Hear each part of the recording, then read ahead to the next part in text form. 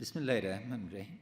برادر بسیار گرامی، جناب سالیس وزیر صاحب محترم معارف، جناب فضلی وزیر صاحب محترم انکشاف داد، جناب کارگر صاحب، جناب کتوازی صاحب، تمام همکاران، جناب والی صاحبای محترم که در ولایت کشور هستند و از همه که زیادتر هم مسلک‌های عزیز معلمای افغانستان. ما 15 سال افتخار از این داشتم که معلم بودم، باز معلم بخواد بودم. امروز روز متعلمین ماست، روز معلمین ماست، روز وزارت معارف است. به همه تبریک میگم و طول موین سیبان لومړی اول از همه از وزیر صاحب معارف و همکارایشان، تیم متحد مسلکی و ملیشان که یک تغییر بنیادی را در وزارت محترم معارف برای انداختن، از صمیم قلب تشکر میگم. تاسو ټول ته د مبارکي د حرکت راغلی او ټول دې په دې باورمند اوسي چې دا حرکت انشاءالله تعالی نتیجه ته رسیږي. از وزارت محترم انکشاف داد ابراز امتنان میگم. جناب کریمی به شکلی که قبل از اینکه برنامه اعمار مکاتب دهاتی به شما مسئولیتش راجع شود، 40 سال میگرفت که مکاتب را که شما در 2 سال تکمیل کردین 40 سال وقت میگرفت، چون هر سال 40 مکتب میساختیم و هم از نگاه کیفیت، هم از نگاه کمیت و هم از نگاه سرعت یک تغییر بنیادی آمده. یقین داشته باشین که برنامه تکمیل میشه و کنایتان به وزارت مالیه در گوش مشیشته نو هغه به انشاءالله تعالی اشارت کوي لتاس نه اشاره لموږ نه حرکت. از وزارت محترم شهرسازیم تشکر میکنم، مخصوصا از متعلمین ما، معلمین ما، مدیرای مکتب ابراز امتنان میکنم. معلم افغانستان ستون فقرات معارف افغانستان است و مادر افغان کلید آینده افغانستان است. دلیلی که من خدمتتان حضور دارم از برکت مادرکلان و مادرم است که سر تحصیل هر چیز قابل معامله بود، هر چیز نواسه نازدانه میتونست تقاضا کنه. مگر تنها روزی که مرا مادرکلان ولادت کرد یک روزی بود که مکتب نرفته بودم. 6 بچهش، 1 دخترش و تمام نواسایش تحصیلات عالی را تکمیل کرد. این نقطه در تمام دنیا ثابت شده که تحصیل یک دختر 5 نسل تغییر میده، در حالی که تحصیل یک پسر تنها 1 نسل تغییر میده. از او خاطر امروز دخترای افغانستان و زنای افغانستان هم تبریکی میتم و هم از پیششان ابراز مسئولیت میخوام. اگر مادر خودش سواد نداشته باشه، هنوز هم وسیله سواد آموزی طفل خود شده میتونه، چون کلانترین انگیزه را برای کیفیت مادرها ایجاد میکنه. اگر یک مثال زنده میخواین کشور نیپال ببین، مادرهاستند که ششتن در مکاتب شوراها ایجاد کردن، نه تنها تمویل شوراها را به عهده میگیرن بلکه کیفیت زیر نظارت دارن. نو دلته ضرورت په دې ده چې پوهنه کې ټول یو ملي اشر اوسي او په اساسي توګه موږ ټول منابع او خصوصي سکتور نه، سعید صاحب کېناستلی، نور همکاران دي، ځکه سبا سعید صاحب که کیفیت خرابی تاسو دوی ته کار نسی کوئ، مجبور یې چې له باندې نه کارګران راوړئ. نو ډېر ضرور ده تعلیمي مسلکي ادارې ته چې جناب اکبر صاحب ورنه استازیتوب وکړه او محترم سحر نسته، له دې ټول نه مننه کوو.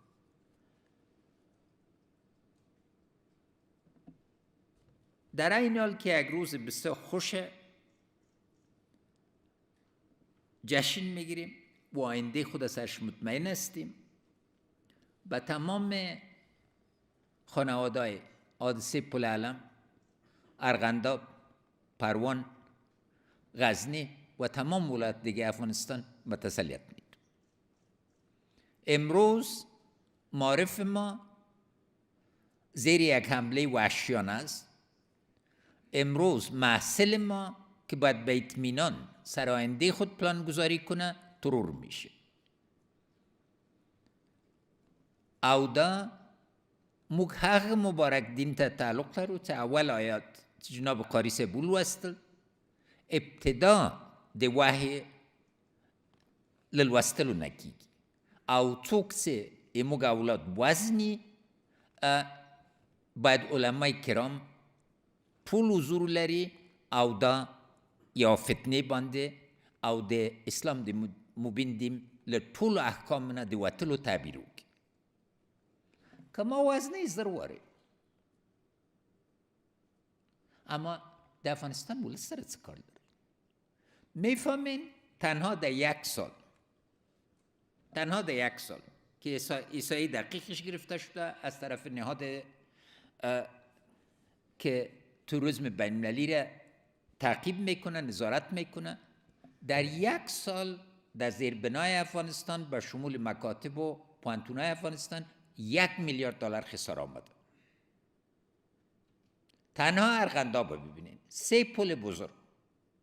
دا پل چه الوزه وی؟ دا چا مخه نیست؟ نو دلته ضرور ده چې ټول پلمې چې موجوده وي ختم سوي دي. زه د دې ویاړ لرم له خپل همکارانو سره، لومړي معاون صاحب سره او نورو سره، چې په ډېره ښه توګه موږ د دې زمینه برابره کړې چې بین‌المللي قوا یې موږ ملګري له افغانستان نه په خیر و عافیت باندې ووځي. کومه پلمه هم پاتې ده؟ په آرامه باندې په خیر سره ځي او موږ په خپلو پښو درېدلي یو. دا ولس، دا خاوره لومړی د خدای جل شانه ده، دوم د افغانستان د ملت ده. که هر څوک د بل چا نوکري کوي، نن له دې نوکري نه ووځي.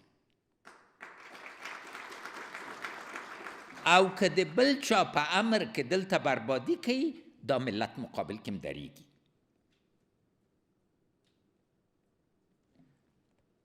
ټولو ته معلومه ده، اولاد نه درته ګران شایسته. نن دا کورنۍ چې په غم کې ناستلي دي، څه رقم به تسل ورکوو؟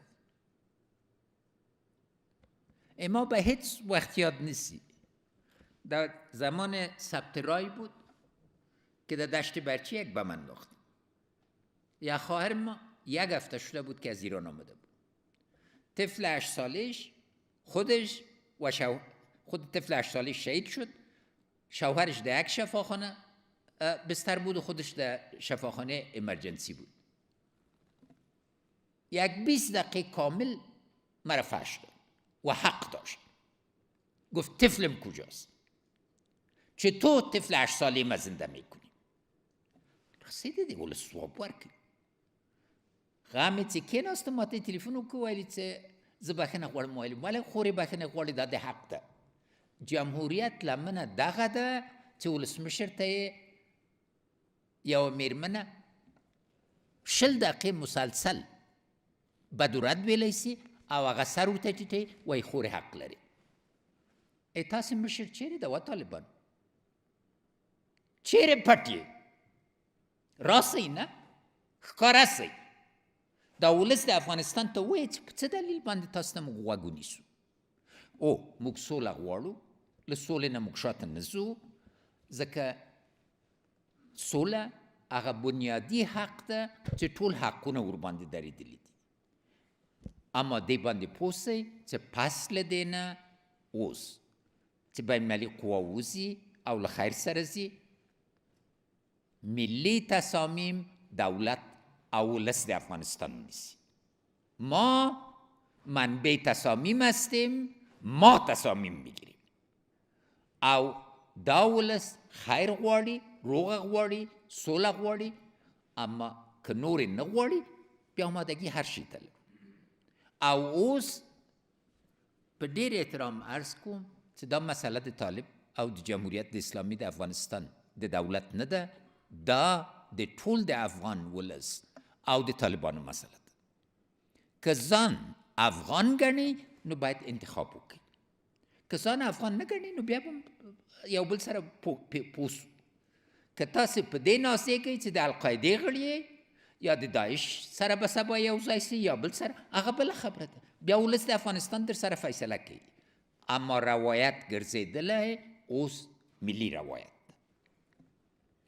در بخش آینده اقدامات ما، نقطه اول ما کیفیت است. ضرورت بسیار واضح است که تمام نهادهای ما در همکاری همه جانبه با هم تمرکزشان سر کیفیت باشه و در این بخش تعلیمات مسلکی و حرفوی کلیدی است. چیزی که از مکاتب خود می‌خواهیم که حال حمایت کامل ما را دارن و یک طرح واضح اصلاحات است، تربیه انسان است که بتونه زعامت آینده افغانستان در تمام امور در دست بگیره. رشته‌هایی را که تحصیل میکنیم باید به شرایط افغانستان ساخته باشه. چند متخصص جیولوژی تربیه کردیم. طفل افغان کدام روحیه دادین که سر تریلیون‌ها دلار سرمایه شیشته؟ آبش چطور مدیریت میکنی؟ موقعیتش چیه؟ خداوند جل شانه چی مملکت نداد، اما فهم واضح از این باید وجود داشته باشه که مملکت کان ثروت است. هر گوشه‌اش که بالا کنین یک ثروت نهفته است و ما باید این را آباد کنیم.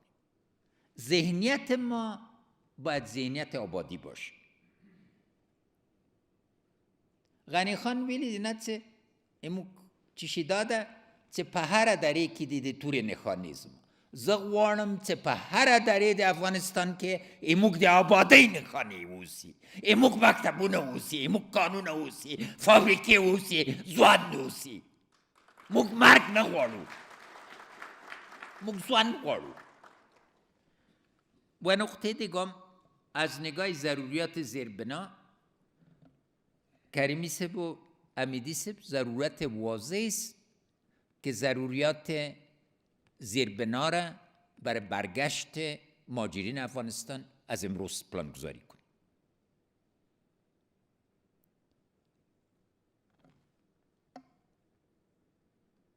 په کمال خان بند کې والی صاحب احدي وویلې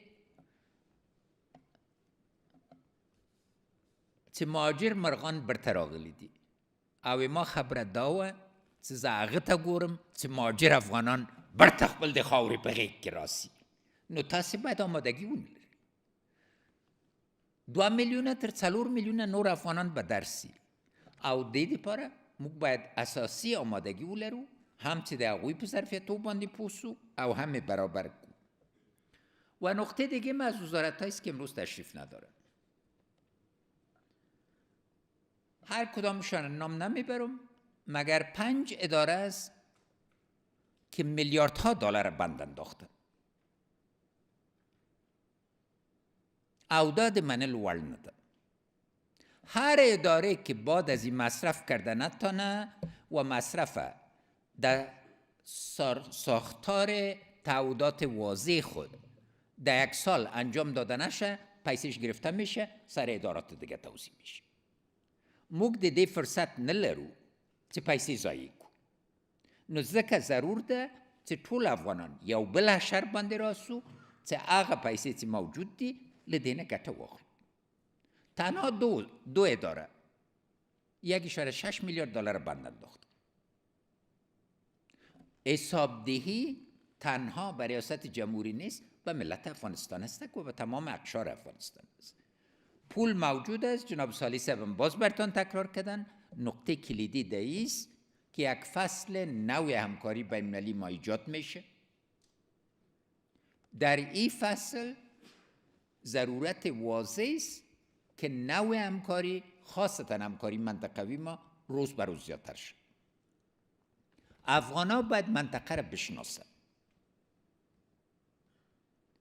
میلیون ها نفر در پاکستان زندگی کردن، میلیون ها نفر در ایران، صدها هزار نفر، اما چند متخصص پاکستان، چند متخصص ایران، چند متخصص آسیای مرکزی داریم؟ فرصت دانده چیز در 5 سال گذشته، مخصوصا از روزی که جناب معاون تشریف آوردن، همکارا تیم بسیار متحدتان، روایت افغانستان روایت منطقه شده.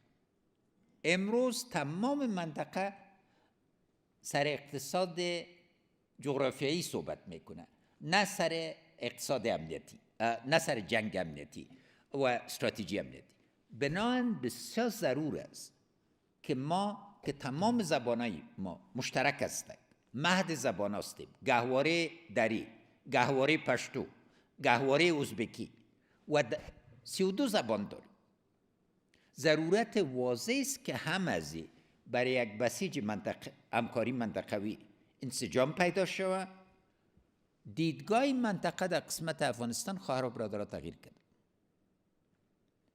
تا 7 سال پیش، تا 6 سال پیش افغانستان تنها منبع خطر میدانست. امروز آینده انکشافی منطقه با افغانستان گره خورده و تمام امکانات ما هم برای خود هم برای رفاه منطقه استفاده و کلید کل از پس این سرمایه بشری است، این معرف است دیگه، هم از نگاه دیدگاه، هم از نگاه مهارت‌ها و مخصوصا از نگاه تعهد به هویت اسلامی و ملی ما. معرف ما کلیدی است، معرف گهواره ارتباطات ماست. او ځکه متوازن انکشاف په دې کې له ټول نه مهم دی. هر ګوټی د افغانستان باید ځان د معرف په کورنۍ کې وګوري او پوه سي چې دا شرایط ورته برابر کیږي چې له کلي نه ارګ ته رسېدلی سي. داسې ځای نه ده چې یو افغان ماشوم حدود ولري.